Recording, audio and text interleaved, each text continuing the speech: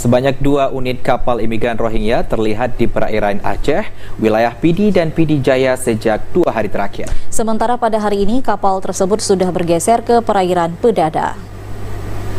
Berdasarkan informasi dari Sekretaris Panglima Laut Kabupaten Pidi bahwa para nelayan Pidi dan Pidi Jaya melihat kapal pengungsi Rohingya di perairan pesisir timur, tepatnya lintasan Pidi dan Pidi Jaya dengan jarak perkiraan sekitar 8 mil dari pantai.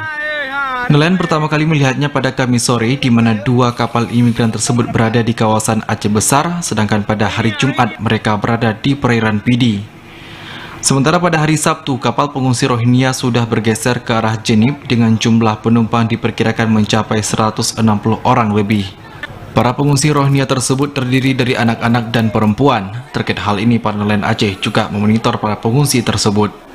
Sekretaris Panglima Laut Pidi, Marfian, yang dihubungi via seluler membenarkan informasi dari nelayan. Bahkan para nelayan sempat merekam langsung kapal imigran tersebut yang sedang bergerak menuju perairan Jenib.